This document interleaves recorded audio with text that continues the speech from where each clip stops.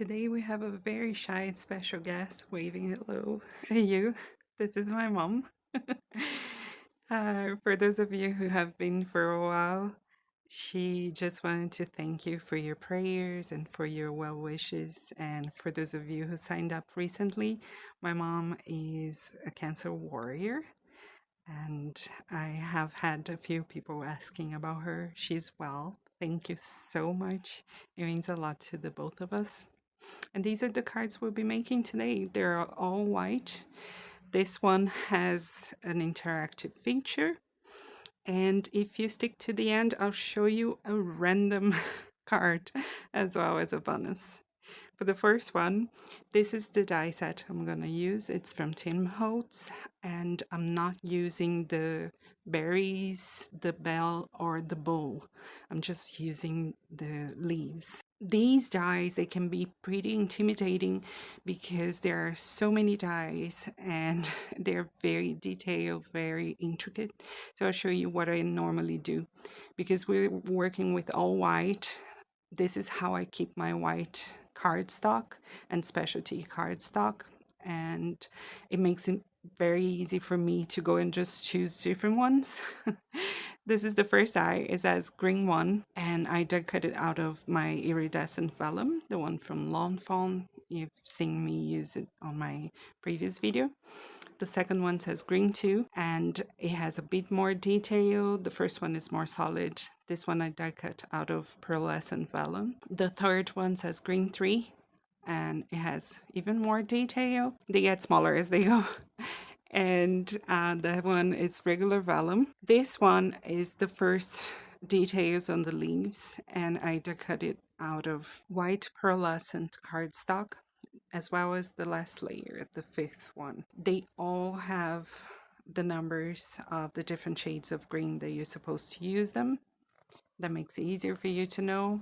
This one are very intricate, very small details. And I'm gonna spray them with gold glitter to make it a little bit different from the previous layer. If you do have a pearlescent cardstock that is white, but it has a more of a sheen or a hint of color to it, that will do it. As you can see here, I didn't think this through very well. I should have kept the pieces in the cardstock, not removed them before I sprayed, but I didn't do it. In the end, it works out. But you can learn from my mistakes. You can just keep them in the cardstock until you spray them and then remove them afterwards. Now I have this cardstock that has a bit of a marble pattern, and I'm gluing it to my card base that is plain white. The main thing when you work with all white is to use different shades, specialty cardstock, and a lot of dimension, and that will make the elements of your card pop up. And this die, I spent a lot of time spinning it around to try to find out how to line it up. And then I realized that if you actually look at the inside of the dies, it's way easier. There is kind of a square or a rectangular shape that if you look on the inside, it's very, very easy to line up. It makes it it saves you a lot of time. These are little details that you end up noticing after you spend a lot of time with a die. Now, this is a problem that I've heard people saying that they have, that they don't know how to glue vellum because you can always see the glue. I don't have the problem. This is what I do. I use my white glue and I put it down and I spread it. If you have it beating up, it's too much glue. So I always use the fine nozzle and I spread that glue and I add it only to certain details. I don't pass glue all over the surface because that will warp your vellum and it will be way harder for you to handle. So I quickly do just those tiny, very thin dabs of glue on the edges, on the details that I know will lift up if I don't do it otherwise. See the square shape that I told you? It's right here. And I'm speeding this up because I did it slowly, but you can slow it down if you need to see in more detail. And I'll do the same thing to all the layers and then just hold them down and line it up. After you spend some time using a die a lot, you will notice these differences, these details, and how to layer them. It's the same thing with layering stamps. You will notice some areas that will be a better reference for you, that will make things easier. Now I'm showing you in detail up close that you absolutely cannot see the glue. The reason that your glue might be visible, it might be because you're using a lot. Here I'm showing you that I do bring the cover of my packaging to use as a reference when I'm gluing down those smaller details. And that this one in particular, it's scaled perfectly to the same size as your dies.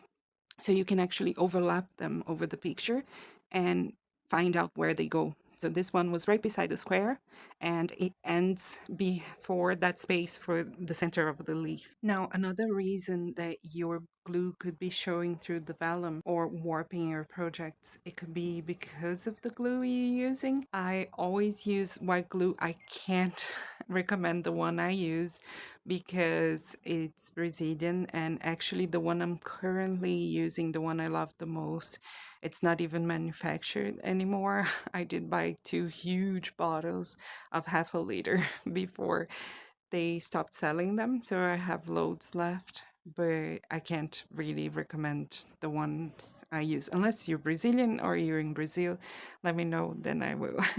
But there are some glues that are very runny. It means that they usually have loads of water. You should be looking for the ones that are more condensed, more creamy texture, because they probably have less water in their formula. So the more water, as I said before, water and vellum usually don't get along well. The more water you have in your glue, the worse it will be. It will also be more difficult for you to control how little glue you're gonna add to your elements. The ones that are thicker, you can easily put less down on your die cuts. Now, another thing that I'm pointing out on the screen is that sometimes I will just cut how many spaces I have to leave. So from the last leaf that last detail that I glued, I have to skip one leaf and then glue this one down. And you can see that on the picture, but sometimes instead of looking for a reference, because these leaves all look quite similar, I look for those details, those spaces. Now this one is the last layer, and I'm doing the same thing as before. I will bring my reference picture, line them up, find it on the wreath, and glue it down. Add some glue and glue it down. Also, when we're creating an all white card, dimension makes a huge difference. Dimension, texture, it all shows up very well. And adding a lot of foam. These are just scraps of fun foam. This one is very thin, probably like 1 or 2 mil, and I'm just cutting it down to smaller pieces, gluing it to the back. I'm gonna add glue to the whole thing and stick it to my background. I did a lot of die cutting off screen to save me more time so I could focus on assembling the card. Actually, I did, I believe, all the die cutting off screen. I'm just gonna add some berries. For the berries, I'm also adding a layer of fun foam, and I cut the berries down in 2 different sizes, also out of 2 different glitter cardstock. I will write down the information about the glitter cardstock on the box below, the one I can I can recommend to you. And then for these letters, I am trimming them down to make them work for me. The letter A, I usually don't like the swoop going down, so I trim it down along kind of that bottom belly part of the A. I don't know how to describe that. And then the swoop on the letter Z is way too long, so I'm trimming it down. I'm giving it a haircut. I'm making it shorter. It will work better for my card.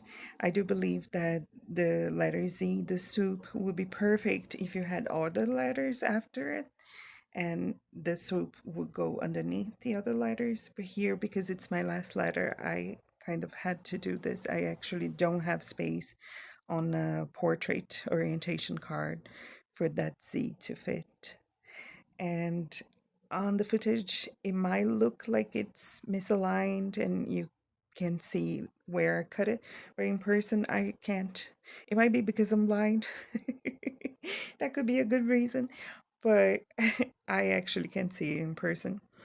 I also used fun foam behind the letters, so I added dimension behind the wreath, behind the berries, and behind the letters, and the dimension helps everything to stand out and to be seen better, to distinguish one thing from the other. And those different shades of white also help, and the different details and textures, it all helps a lot. In my country, the color white is often associated to peace, so I thought it would be fitting to add peace as my sentiment. This is peace in Portuguese. We say paz, and I'm teaching you guys Portuguese as well as card making, apparently. It's the same sentiment that I use for all of them because it's a shorter sentiment. Now, for a second card, this is the die set that I'm using. And once again, I cut everything out of different cardstocks. This one is the pearl white. These are the berry dies that I used for the previous card, and I have some of them left here, and they have two different sizes. I love that. It cuts loads of them in one go. And the leaves, I have 4 different small branches. I cut them also from the iridescent vellum from Fawn and this pearl white vellum. And I am using a gatefold card base for this one, and I cut a panel the same size and cut it in half. That panel I'm going to emboss and already have the cut in down the center. And once I emboss it, I'm just gonna glue it to the front of my card. That texture makes a huge difference because the shades here are quite similar. On my previous card, I had the marble effect on the front panel, and that helped distinguish the other elements a little bit better because the difference in color. But here, the difference in dimension and texture will help me. These are not my usual quick and easy cards, but they are also easy to make, and they will give you some insight on how I usually make wreaths on cards, which I also have a few other videos about, and also how you can create a wreath on a card using whatever you have in your stash.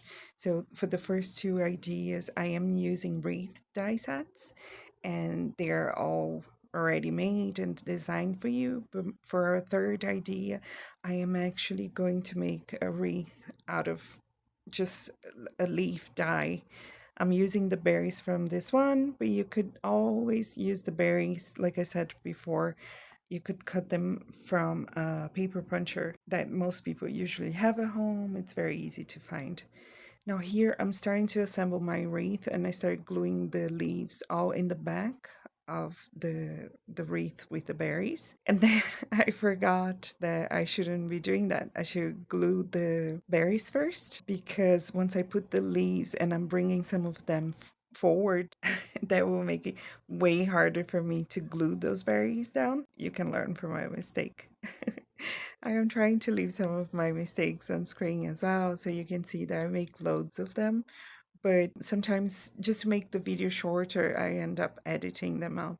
This time, because I did most of the die cutting off screen, I'm also speeding up the gluing down the assembling. I can actually show you a bit more of my process.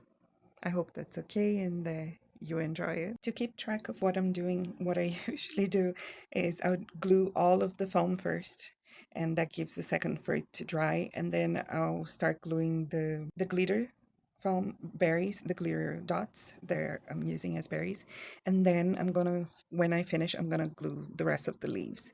The leaves I am alternating. I'm using 1 or 2.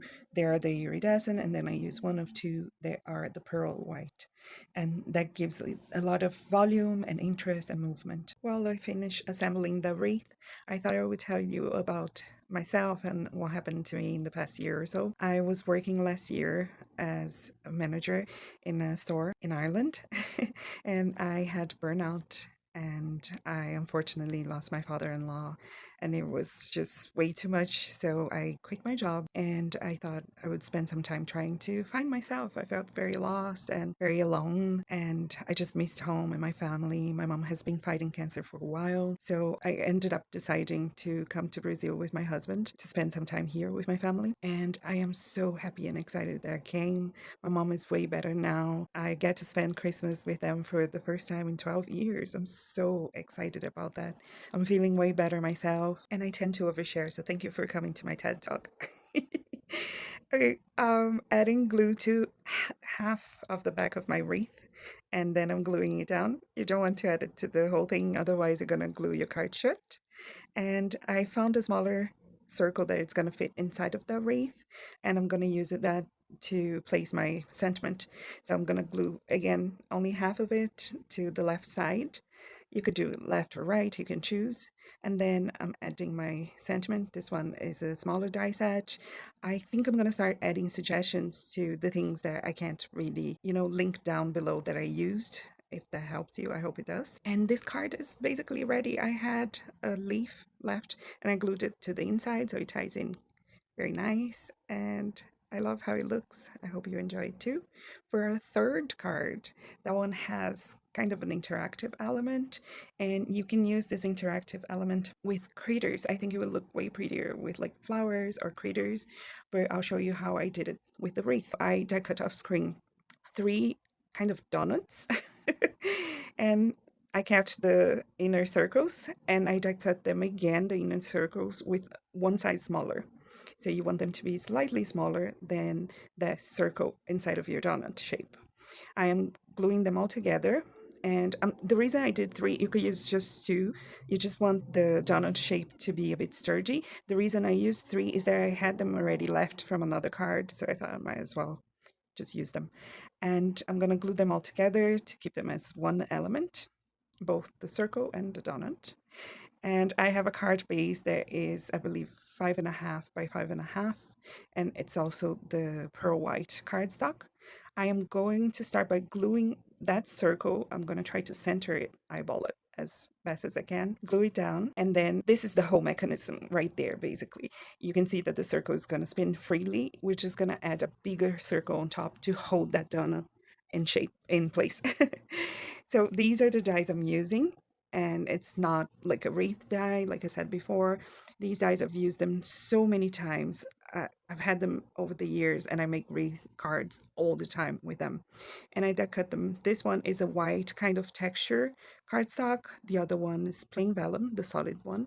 And the detailed ones, the outline ones, they are again iridescent vellum and pearlescent vellum. Now I'm going to get those bigger branches, and I'm going to space them out, and then I'm going to start gluing them down and using the other ones just to fill the spaces in between. I only add glue to the very, very bottom of that branch, and I leave everything else loose so I can lift it up and add more and more and more. And I'm going to try to leave my most solid ones on top, more visible, and the detail ones will kind of be the fillers. I hope that makes sense. The other thing I'm being careful about this one that I usually don't mind on my other wreath cards is I'm trying not to leave those leaves going past that inner circle in the donut, because this will be a spinning mechanism. It will be an interactive mechanism. You don't want those leaves to stop the mechanism from spinning freely. Now, if at this point you feel tired of seeing everything white on your screen, I do apologize. Please stick around. I have a very interesting tip about alphabet dice, non-script alphabet dice, and also I have a surprise for you. I am going to show you a holiday card that I made that has never used before for me, never used before color combo. I saw a picture on the TV the other day and I thought the color combo was just stunning, and I just had to make a card using those colors. You will get a pop of color at the end of this if you stick around. Now, once I glued down all of my bigger leaves, branches, I will go and fill all those spaces there I think are not that balanced with the smaller ones. So the spaces there I didn't have one of the solid leaves, I will go and use those ones. I glued them from underneath. And then once all of them are stuck down, I am going to run a line of glue on the inside circle of my donut. And I'm going to press down those leaves to try to glue them down. Once again, I don't want those inner leaves being able to lift and interfere with my mechanism. Now that I actually have the wreath down, you can see better. It might make more sense. So all we have attached to this card is that inner circle, and the big donut will be loose. We are not going to add any adhesive to this wreath, to the donut that we created. I am gluing the leaves down, only the inner part, the outer part, I am leaving them loose. They won't interfere. I'm also trimming down that excess that did eventually go past the inner circle cut for the donut. I hope that makes sense. And that will help my wreath to spin around freely once we glue down the final circle on top of it. Now you can see it's spinning. So this is a bigger circle. It's bigger than the one that we already have stuck down to our card base. I am going to add some glue to it. And this will also work as the space for me to add my sentiment on top of. I am going to leave it for a few minutes, let it dry, and here's my alphabet tip. I have this alphabet, it's an older one from the gradery, and it's not a scripty font. And when you have to die cut a bunch of letters for a word or for a sentiment, this might be useful to you. For me, I did P's, but you can see the letters P and Q and D and B. They are very similar and you can use them instead of each other. The only difference for me here is the serif, and it's so tiny that it's probably not noticeable, so you can use one letter instead of the other. The letters U and N quite often in many different alphabet die sets can be used instead of each other as well, and that might save you some time running through the year die cutting machine. It has saved me a lot of time, so I thought I would share this tip with you. Here's our card finished. I just glued the sentiment, the berries, the same berries as before, and I added shimmer spray to the white circle on top. You can see that it spins well, and you could use critters or flowers instead. This is our bonus card. I've never used this color combo before. I usually don't use purple on my cards, so when I saw the picture of purples, blues, and teal shades, I was like, yes, let's try this. So add loads of color to your cards or not. Make them all white as long as you're having fun. Have a nice day and happy crafting. Bye.